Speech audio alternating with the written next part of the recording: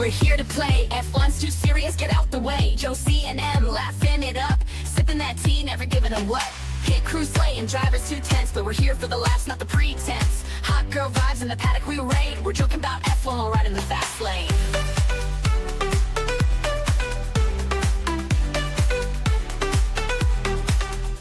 Here who's first, we're loving the mess. Podium tears, we're here to confess. We're watching for the memes, the gossip, the shade. F1 culture, honey, we got it made. Long distance besties, breaking the mold. This F1 life, we're making it bold.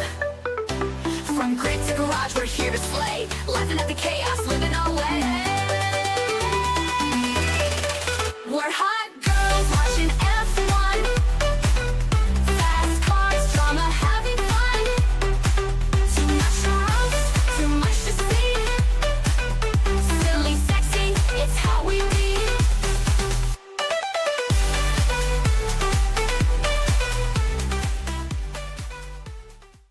Hey there, Emily. Hey there, Josie. We are back 2 weeks in a row of racing. It's been a while. We have not had that. Have we had that this season? We had it, was it Melbourne and Shanghai? So the very beginning? Very, very beginning. Back in March? Yes. It's June. Yeah. Thank you to that war that's happening somewhere where there's oil. For ruining it. Yeah, we've really been deprived this F1 season. It's been weird. It's been a weird season. And I feel like it's like, oh, now we're finally back in it. And it's been weird for me too, just not having my head in the game. But my head's back in the game. And you're ready. You're like, I'm inject ready. this shit into my veins. I'm ready for F1. I'm making memes again. I feel good. Everything feels right in the world. I forgot how much I miss making memes. It's so fun. It is so fun. It's a great pastime, you know? It's a really good hobby that people don't talk about enough. You're right. So No, how's your we week should been talk about going, more. Josie? Girl, I'm employed again. That's a crazy statement. I was on funployment for 6 weeks. Oh, 6 weeks, which is crazy to be able to do that. So I feel very, very, very lucky to be able to have taken 6 weeks off. But it was time. but you put in the blood, sweat, and tears to get the 6 weeks. Oh, You know, like, I mean, yeah. you should have at least gotten 12 weeks. Like, give you a whole maternity policy off. That would have been nice. That would have been real nice. You know, every so often, this is something my brother and I talk about, but he's like, yeah, I think about ways that I could just not work. I'd be really content to not work. And same. I love doing nothing. I Yeah. love doing nothing. But at the same time, it was time for me to have a schedule again. It's good to have some structure. Some structure is beneficial. Yes, especially for us type A girlies. Yeah. My screen time was really high. You know, I have a limit on my phone, and every single time it was 10 a.m. and I'd be getting the Ignore. ignore for today, not 15 minutes today. Today, I need even the though it's whole not even thing. noon yet, ignore. I can't go that long. What if someone DMs me? What am I gonna do this afternoon?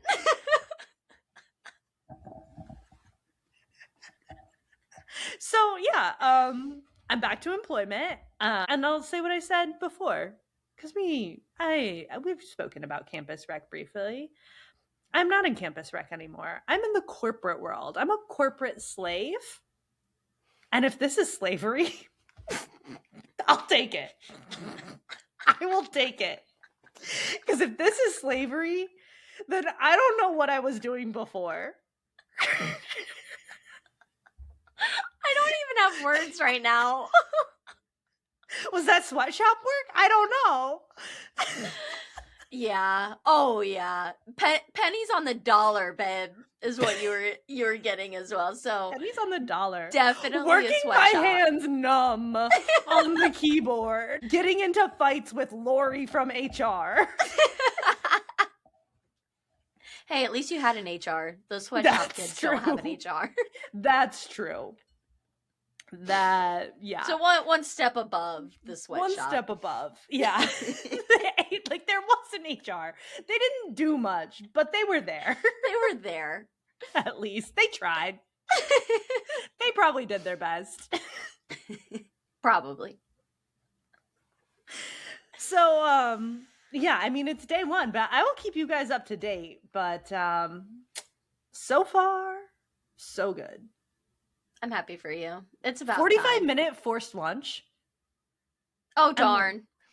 Emily, Oh, darn. I can count probably in the last year the days I took an actual lunch on one hand.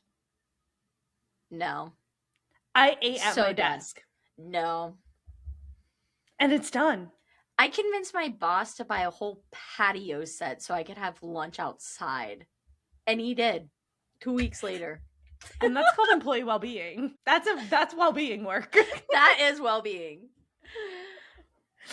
Yeah, so that was great. A paycheck's gonna be nice, I'm not gonna lie. Yeah. And yeah, how are you? You did your hair, which is insane. I did my And hair. it kind of matches our background. Yeah, it goes really well. I love her.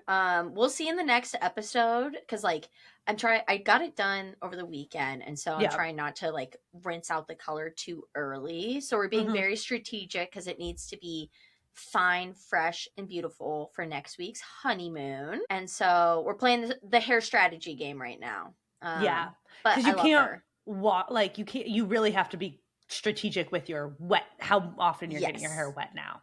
Yes. Yeah. And cold water only. Shampoo only like twice a week. If I can do once, do once. Yeah. I know it's gonna fade. That's inevitable. Yeah. But I just need it to look really, really good for like at least through next week. I think you can. And that's you doable. got it. That's totally so got it. doable. Yeah. Yeah. Just like don't wash your hair this week. Right. And who I can cares? wear a hat to work. Who cares? I never wash my hair. I don't know when I'm going to wash my hair next. And I can't remember the last time I did wash my hair. Hey, you know what? Your hair still always looks good though. I try. So I try. With this corporate job, I think I'm going to have to step it up. just a little bit. Just a little bit.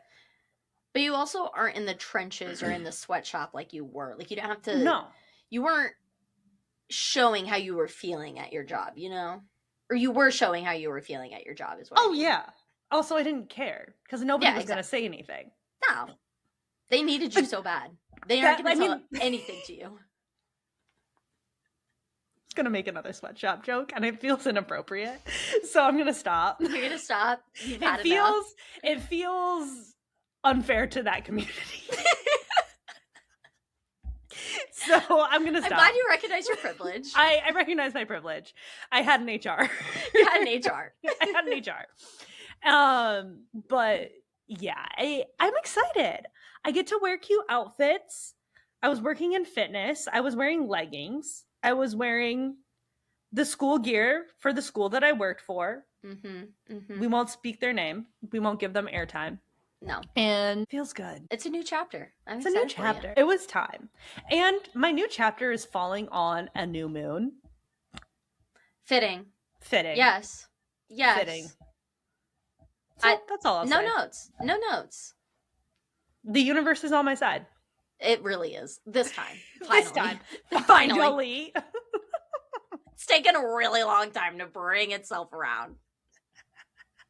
So you leave for your honeymoon on Tuesday. Sometime next week. Yeah. So that's insane. I'm excited. I'm so excited for you. Oh, yes. You deserve a vacation. I deserve to be hammered every single day on a beach. Yeah, and you're doing an all-inclusive. Yes. First time ever. I am very curious to hear about your experience at an all-inclusive because I've never done one, but I've been so intrigued by it. Yes, same. That's how between all-inclusives and cruises is like they've caught my attention, but I just have never done one. Yeah. And I mean, what better way to celebrate a honeymoon than just doing an all-inclusive? Like I don't have to think about the food, I don't have to think about the drinks. Like if I'm empty, I get a refill. If I want to take a nap on the beach at 2:00, I can. I've never rotted for a vacation. I've always like traveled on my time off. Yeah. So Yeah, I'm very excited for this experience. I'm excited to get a lot of sun in June near the equator. That's what I need. That's what I need. Inject that in your veins, actually. Please. I miss that Texas sun so bad. Tell me about it. The efficiency. I could lay out for 20 minutes and it would equate to like 2-3 hours here. I laid out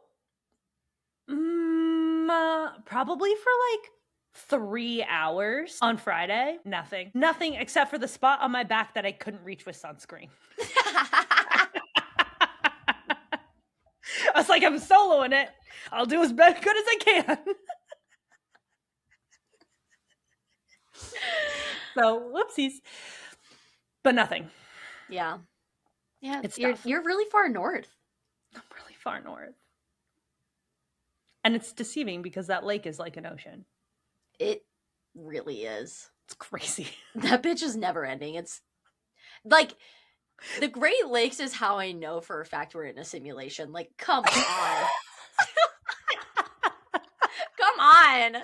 Well, here's the other thing. Things that I can't think about too long. Do we actually know how deep those go?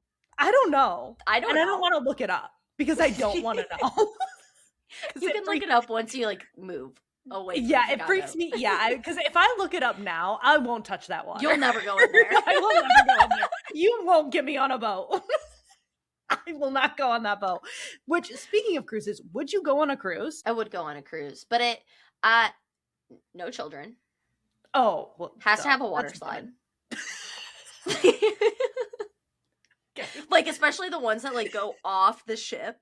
You know, like that hang off. No. Oh, that's what I need. That's what I need. That.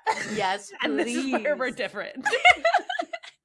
No. I need it to have like a lot of like ports that it docks at. So like I have land time and like cruise time. You need excursions. I need excursions. And then ideally, I've seen some really cool ones that are like rave EDM. Like there's EDC, but like EDSEAC. And that's usually in January. And I would love to go on that because that would be so much fun. That would be interesting.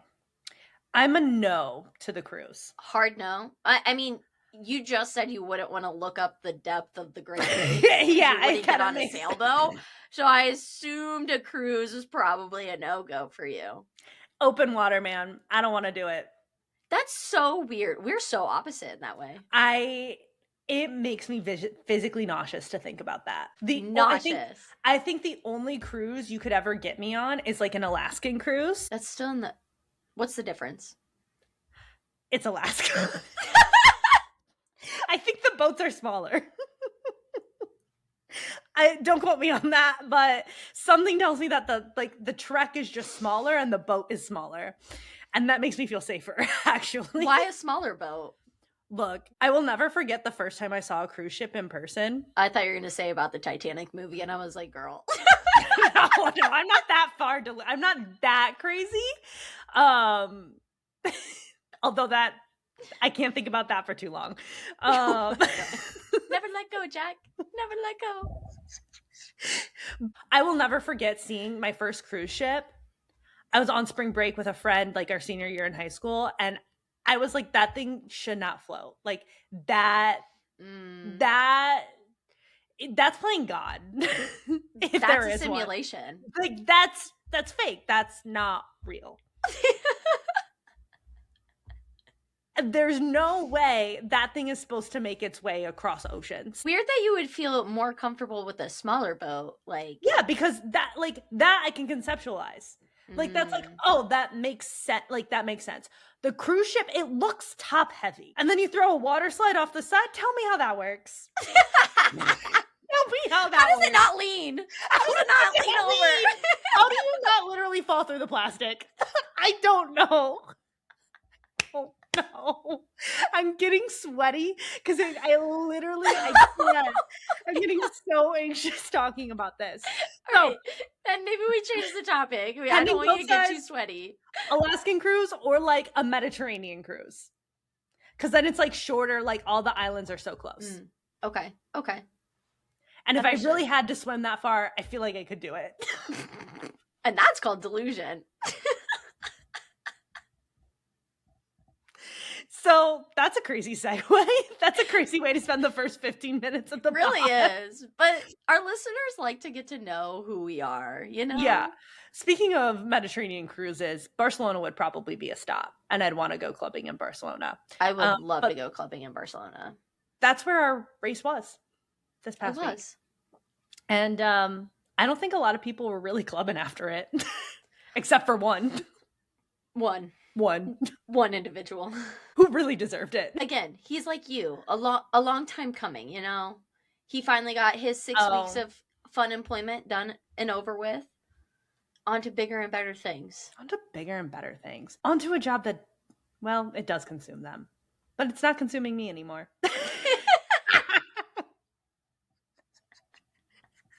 Because I'm not paid that well. Even if you were, not going to consume you. Nope. So let's do Race in 5 and let's just zip through it because it was pretty boring up until the very end. Shit started hitting the fan just like it did last week. And it was really just a game of strategy at the end and how people were going to pit and were people going to take the bait and follow the strategy after the first person pit. So there's a lot of thinking involved. There was a lot of thinking. There was a lot of plans and scenarios that you could definitely tell like the teams had to strategize about. Yeah, which let me tell you, I'd be so bad at that job. So bad. I would not be able to think about that. I would be able to think about it, but all of the what ifs would just make me spiral. There's not enough letters in the alphabet to come up with all of the strategies, you know? How do you know which one is right? Unless you're into witchcraft. Yeah. And I don't think those men are. Which I don't think they are either. Yeah. Not a job I want. No, I'm not jealous of them. And no, I'm good. Am I still going to make fun of Ferrari when they fuck up their strategy or McLaren? Absolutely. I mean, yeah. Because it's easy to point fingers. Exactly. That's what we're here for. But we also had a ton of DNFs. Take us through the list again. We had Bottas. We had Hülkenberg. We had Alonso, Behrman, Kimi, and Charles Leclerc. Very unfortunate lineup. I mean, we've seen quite a few of those. I mean, the double Aston Martin, no new surprise. But Hülkenberg, he was very unlucky. I don't know if anybody else had seen the further information that came out where Lawson, when he went and exceeded track limits on one of the turns, he tossed up some gravel, which that happens. That happens very often. But weirdly enough, one rock flew and hit the side above at the very top of the car, which is basically an ejection button. It might as well have been. He could have just shot right out of the car. But basically, it's the failsafe of the car, and it completely shut down the car. How the fuck does that happen? How does that happen? Insane. Crazy luck. And of course, it's Liam Lawson that does it. Of course, well, liability Lawson. Liability Lawson. Because if anyone was going to kick up gravel and then get someone out of the race, it's him. It's really him. It's crazy. It's crazy. So very unfortunate for Hülkenberg. And then we'll kind of dive into Kimi and Charles a little bit later. But those were very towards the very end and had a massive impact on the outcome of the race. We are sadly for me, ending the streak of Carlos being the last Ferrari winner with a Hamilton win.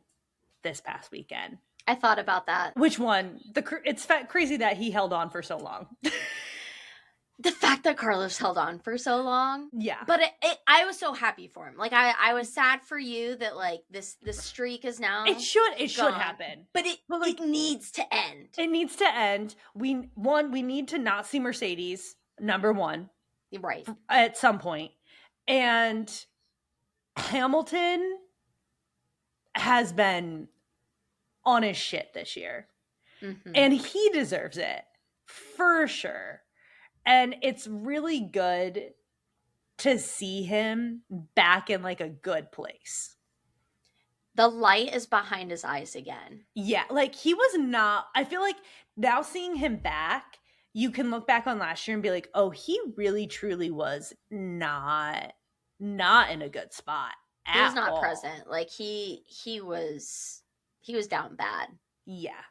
And amazingly enough, because this never happens, Ferrari went with the 3-stop strategy and it worked out for them. Crazy. When he pitted so early, I was like, what are we doing? I truly, I was like, what are we doing? I was trying to compute in my brain. I was like, how does the 3-stop take less time than a 2-stop? I don't get that. That's math that I can't do. Yeah. But it also helped that there was a virtual safety car right when he really needed, was in that window of, I can take that third pit stop. And that also saved time. It panned out because it went just long enough, because the commentators were talking like, oh, he's like right at turn 4. Like, he just missed it. Didn't think he was going to be able to get a second lap through. Was able to get the second lap through because the virtual safety car stayed on that much longer. So it did really, really work out. I'm actually surprised for Ferrari. Very surprised. Very surprised. And then up on the podium, they brought up Hamilton's race engineer, who is brand new to him this year. Hamilton was talking about him in an interview and was like, yeah, we had never even spoken before like this season. But Carlo Santi. This is my hinge date that I've never met in person before. Blind date. You really get to know a person when it's on the radio during an F1 race. They had him up on the podium and he was the most adorable man. You could tell he was like shy and didn't quite like, wasn't sure where to go, and they were like pointing to it, and he was very bashful, like a little bashful man. That's such a great, like, it was great. It was so good. It was so pure. I loved every second of it. Me too. It was good to see, and just good to see Hamilton just so happy and on the top. And everyone's reactions to it, no matter who you actually root for, was happy to see that. Yes. Even Max in his Instagram like post, he got P4 or whatever, P5.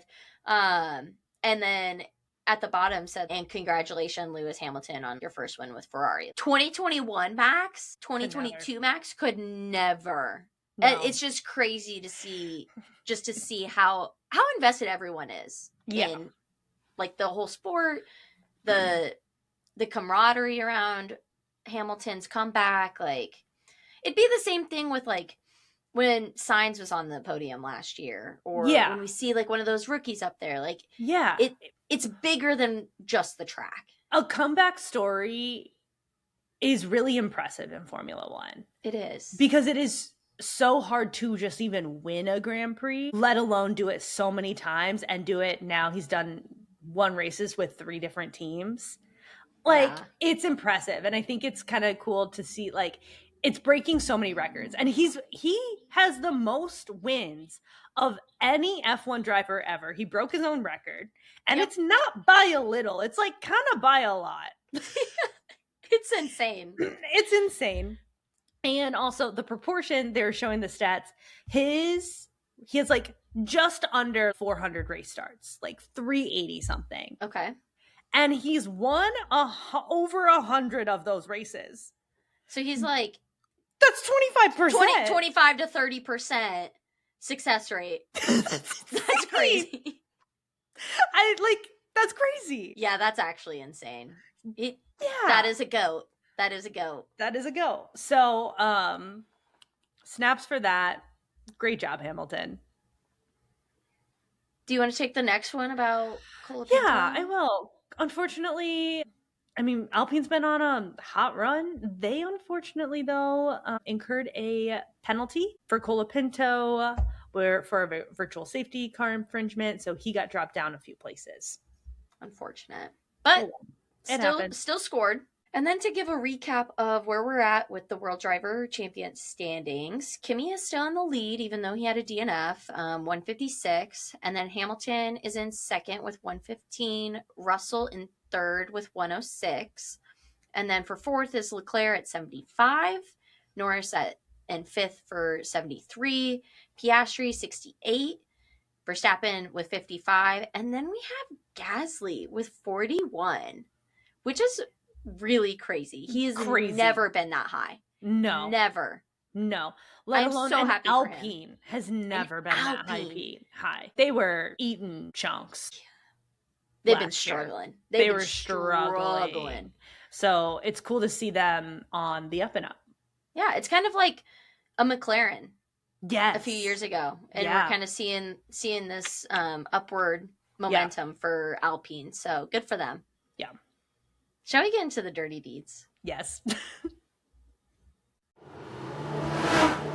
This is Exceeding Track Limits, where we roast the grid, spill the tea, and throw red flags at every F1 mess. Let's go!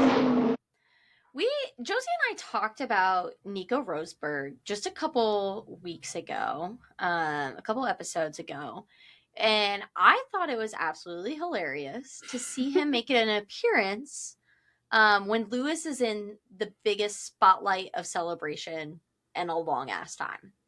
So we have Nico being the one to interview first, second, and third place right after the race, before they do the podium celebrations, right after the race. And oh my God, like, did you see the meme clips of like Lewis catching the fact that it was Nico first? No. And he like touches his cap and like takes a deep breath, and like in the moment, like if you don't slow it down, it's not super noticeable, but like the way he just like looks at Nico and just sighs this way, and then like even George pats him on the back of like, you're good, dude, you're good, like here we go.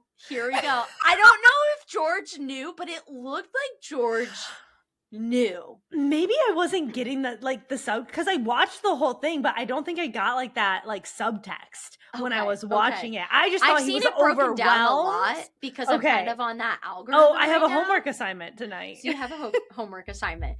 It was just really funny of like picking, because Lewis is so media trained. Yes. And just like so well spoken, and like this isn't his first rodeo. This man is super successful. And so he just knows how to like get through these interviews. But man, just to see those subtle like nonverbal cues from him, I clocked it. Well, I think too, like anytime Nico interviews, and we haven't seen him interview Hamilton in a while, but Nico's been doing this interviewing ever since we got into Formula One. Mm-hmm. Nico is an asshole in his interviews. I'll be the first to say. Explain some more. He's an asshole to Lewis Hamilton specifically because they have such beef from the days, because it's copy paste what we're seeing with Kimi and George situation. Exactly. Lewis Hamilton came in as a young driver and schooled the shit out of that man. He's always going to look at Hamilton of like, oh, what could have been? Like, that could have been me. That should have been me. Yep. And that's exactly where we're at with George. Yep. Did you see in the post-race interviews and with George, like his little like shit grin and his smirkiness?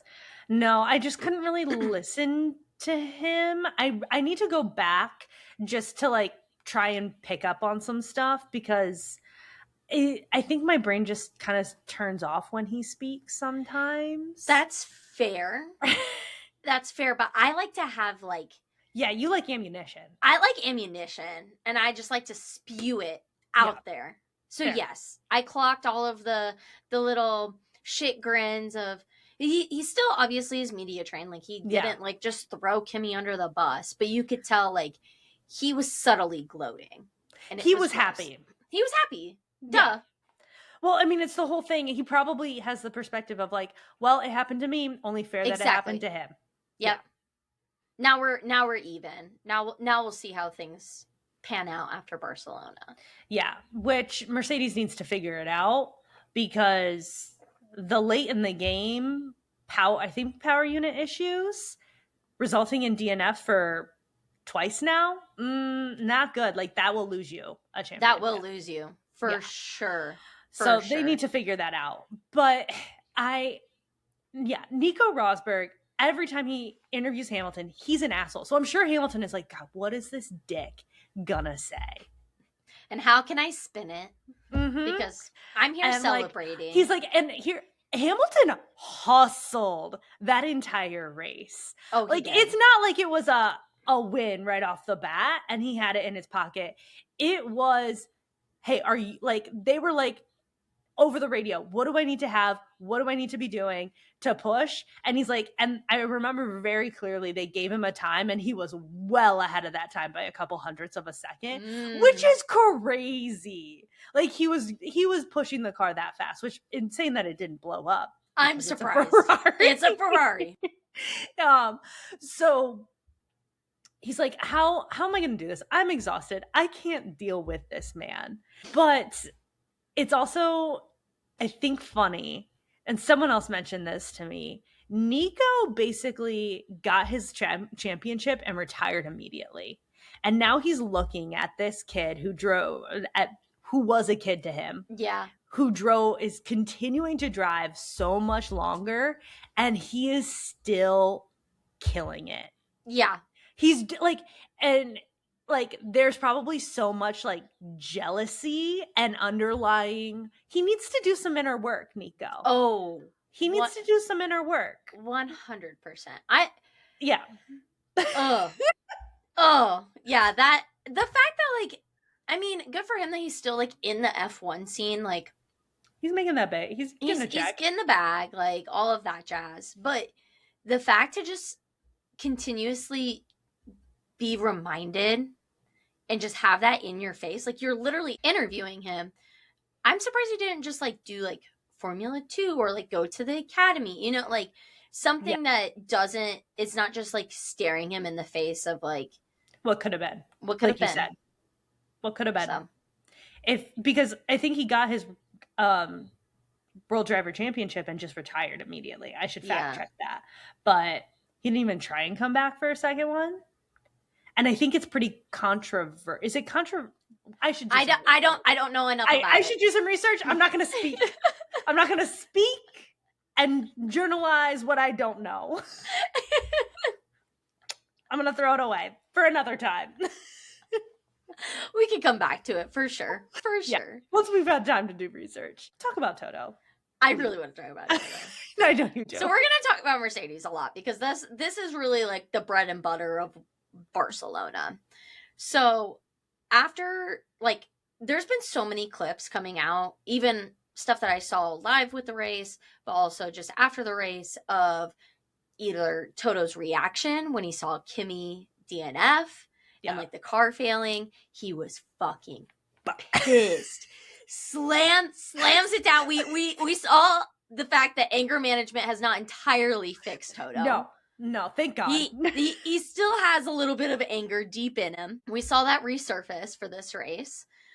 We also saw it like a post-race interview or just like context of him talking about he's happy for Hamilton. He's really upset with like how the day went with Kimmy, but he's still very, very happy with Hamilton. Yeah. Those are the only two drivers he talked about. He said nothing about George. Nothing about George. The only thing, but he never named George. He said we maximized what we could do today. Yes. In reference, didn't, but like that was it.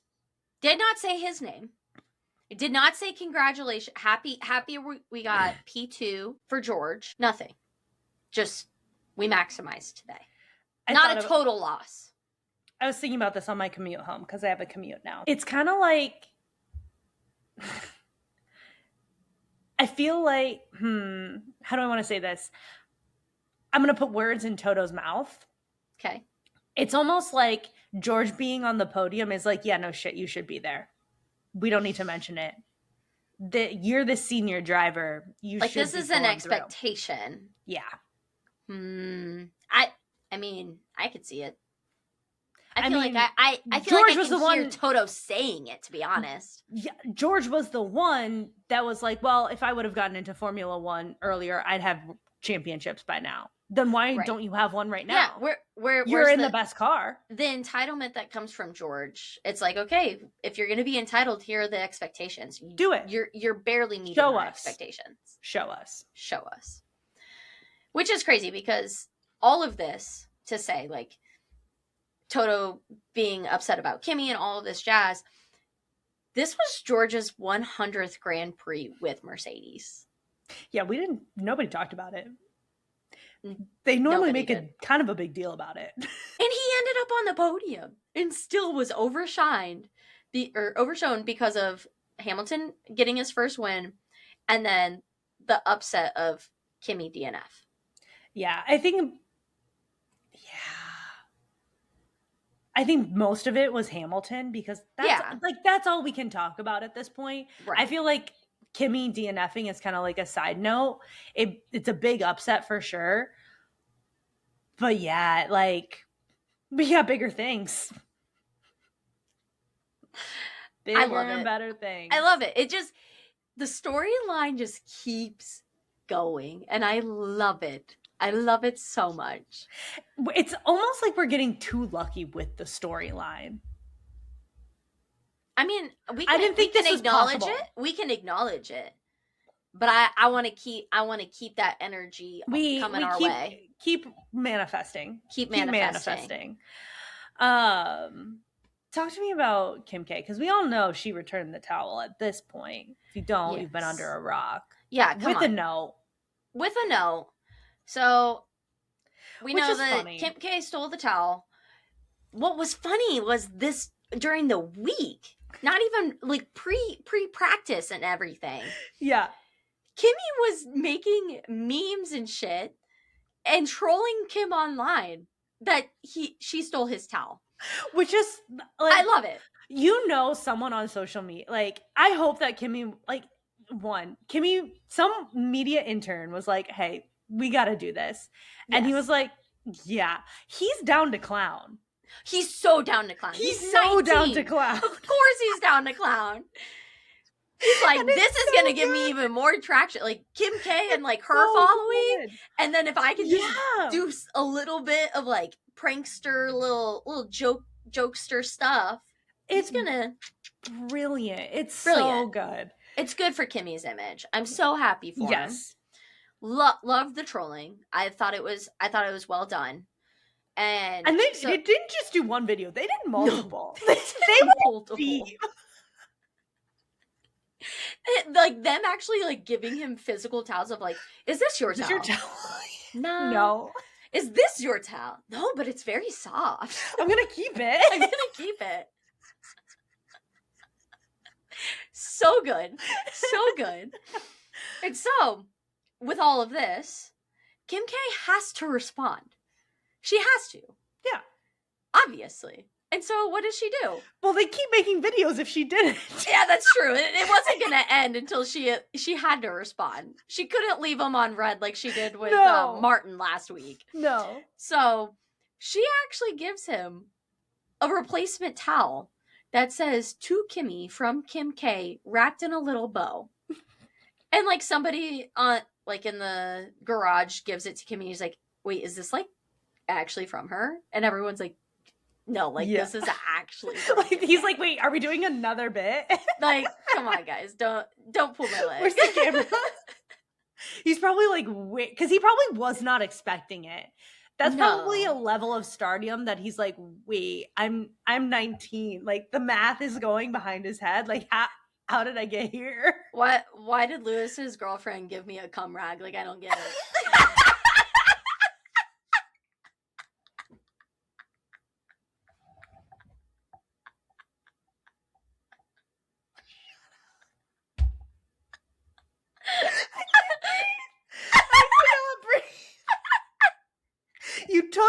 breath away with that one. Because you're so right.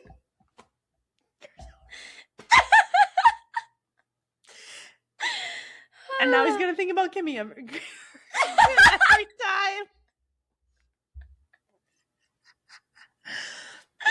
Oh my god.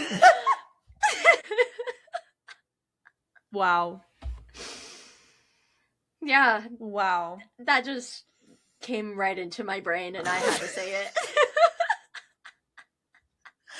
I'm speechless. You gotta keep going.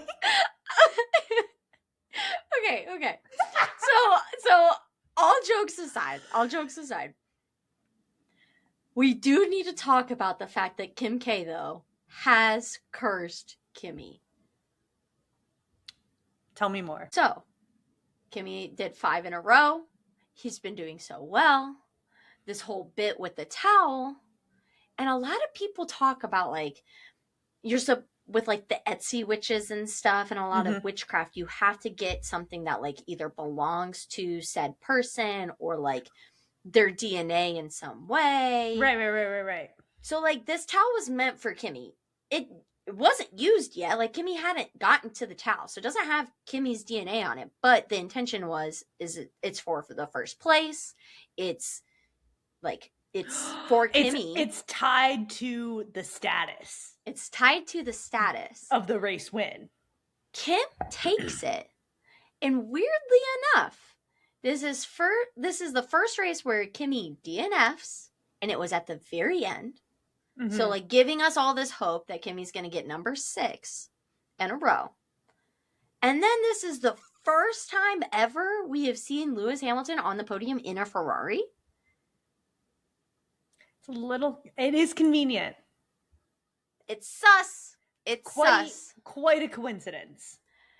So I really think that Kim K has done some, like, voodoo witchy stuff. Oh, we're back to voodoo. We're back to the voodoo. It's been a long time. I mean, that's like what, season 1, season 2 Yeah, for that us? was season 1 for us. That was a long time ago. And I'm bringing the voodoo back because it's not just a coincidence. It's witchy.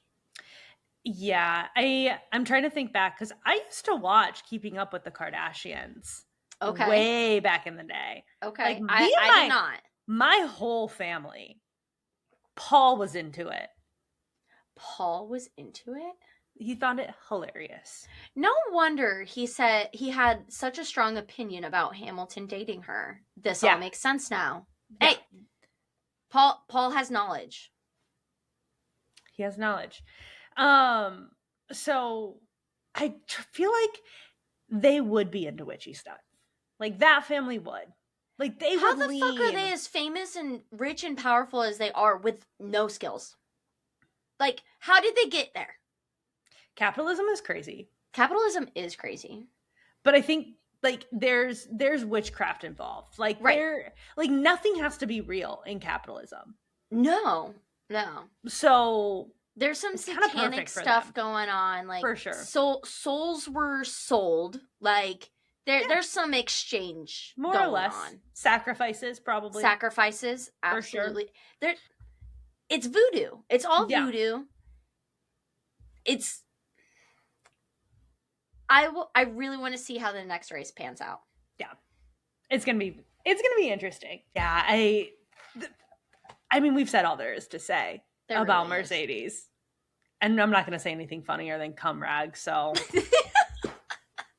you win. You win the embroidered cum rag. Probably a fucking expensive cum rag. Oh, I'm sure. Okay. A special shout out to Gasly because he got promoted from that upset of losing out on the podium. They challenged the FIA and they won. So he was given 3rd place, given a podium. Sad that he wasn't able to. He killed it in the race this past week. And in his post-race interview, he said, you know, all the stars are aligning. And it was nice to see him so happy. And he said it in his French accent. And it was beautiful. It was beautiful. It was poetry. It was beautiful. It was poetry. It was art. So happy for him. I don't really have anything funny to say about it, but just a good tidbit. Like, he's out here doing poetry and like into Shakespeare and driving a Formula One car. I'm so happy for him. He's put in the work and he's gotten the payout. I'm very, very, very happy that he was able to get that overturned and get P3, because the way he celebrated too last week, heartbroken. Yeah. Absolutely he deserved it. Heartbroken. He deserved it. He deserved a win. For sure. For sure. And do you mind if I take the last one? Absolutely. Because it's my boy. It's all yours. My boy. Charles. We know he crashed out. The dichotomy at Ferrari is crazy right now. Mm-hmm. Like, that sucks. Really sucks. You put it into the wall, into the gravel. I don't really know. And he did it twice this weekend. He did. For quali. He's done it 3 times in a row. Yep. That's crazy. Anyway, let's not dwell on it. Post-race interview, you can tell the interview is like, knows he's not well. And is just trying to, like, you know, find a silver lining, and mentions like, hey, like, you were there, you kind of helped out a little bit. And he's like, I didn't. I really didn't. I've contributed nothing this weekend. That was all Lewis, the team. I wish I could have been more involved. I wish I was a little more aware of what was going on, but I just could not be. I really wish I had an honest man like that when I was doing like group projects in college, you know? What a concept. Right? What a concept. Like, you can still shout out the crazy. team and say you didn't do shit instead of just entirely taking credit for it and doing nothing. At It least is buy me a possible. coffee. Like, goddamn. I was up until midnight doing your slides. You owe me some meal bucks here, you know? I'll see you at the cafeteria. Yeah. And yeah, honesty is the best policy, as my mother would say. And, you know, I hope he does better, but he's down and out. I think he cursed himself, like you said last week. Yeah, he jinxed himself. Like, he spoke it into existence. Yeah. Unfortunate. But we have, what is next? We have Spielberg at the end of June. So we got some time off. Yep. Got a couple of weeks to reset, Couple to process. weeks. I will be resetting on a beach, and I cannot wait to tell all of you guys about my honeymoon. Can't wait to hear about it. It's going to be so fun. All right. See you guys. We're hot girls watching F1. Fast cars drama, having fun. Too much to roast, too much to see. Silly, sexy, it's how we be.